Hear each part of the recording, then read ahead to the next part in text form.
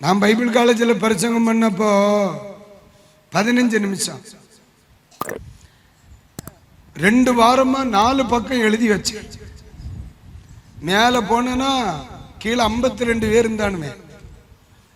ஏற்கனவே நம்ம கீழே இருந்தாதான் சும்மா இருக்க மாட்டோமே, விதைப்பதை அறுப்பான், அப்படிதானே? நான் எழும்பினே, ஆரம்ப ஜபம், முடிவு ஜபம், வசனம் வாசித்தல் எல்லாம் சேர்த்து 4 நிமிஷத்துல முடிஞ்சு போச்சு. மீதி 11 நிமிஷம் கொப்பனா பேசுவான். 4 நிமிஷம் ஆரம்ப ஜபம், முடிவு ஜபம், நன்றி வரை, வாழ்த்துறை, 2-3 வாட்டி வசனத்தை வாசிச்சேன். எனக்கு ஒண்ணு வரல, எல்லாம் பெப்பரப்பே. 4 பக்கம் எழுதி இருந்தேன், 4 பக்கம் எழுதி இருந்தேன். எல்லாம் பார்த்தா உருண்டை உருண்டையா தெரியுது. கழுத ஒண்ணுமே புரிய மாட்டேன். முத நாள் கேவலப்பட்டு மேடை விட்டு இறங்கி வாரேன். எங்க பைபிள் காலேஜ் அந்த சாப்பலின் சொன்னார், நீ ஊழியத்துக்கு லாய்க்கல, மாடு மேய்க்க போனார். ஆனா அவர் சொன்னது உண்மையிலே தீர்க்க தரிசனம். 26 வருஷமா நான் அதான் செய்ய, இங்க வான்னா அங்க போகும். 26 வருஷமா மண்டைய பாத்தியலா?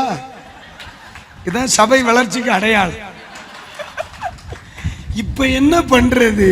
இதேதான் கொடைஞ்சிருவான். நான் கீழே இறங்கி வந்து சொன்ன, நீ மாடு மேய்க்கத்தான் ஐயா, மாடு மேய்க்க போலேன்னா. ஆனா ஆண்டவர் எனக்கு சொன்னார், உன்னை உலகம் எங்கிலும் பயன்படுத்துவேன். ஆனா என் வாத்தியார் சொன்னார், நீ மாடு மேய்க்கத்தான் லாய்க்கணும். மாட்டுக்கிட்ட பாட முடியாது, பேச முடியாது. அப்ப அந்த மாட்டுக்கிட்ட வாய்க்க அவசியமே இல்லை, ஏன்னா அது மேங்கும். அதுக்கு தெரிஞ்ச ஒரே இங்கிலீஷ் வார்த்தை அதான், ஏப்ரலுக்கு அடுத்த மாதம் மே. என்ன செய்யறதுன்னே தெரியல. வந்து உட்கார்ந்து அழுதேன். ஆமா அழுதேன். ஆண்டவர் எனக்கு வாக்கு பண்ணி இன்றைக்கு மணிக்கணக்காய் பிரசங்கிக்கிறேன். இதுவரைக்கும் 13.25 மணி நேரம் பிரசங்கம் பண்ணியிருக்கேன்ப்பா. சாகிறதுக்கு முன்னால் 60 மணி நேரம் நிறுத்தாம பேசணுங்கிறதா என் ஆம்பிஷன். உட்கார்ந்தாவது படுத்தாவது பேசாம விட மாட்டேன். கொல்லணும் பேச்சு.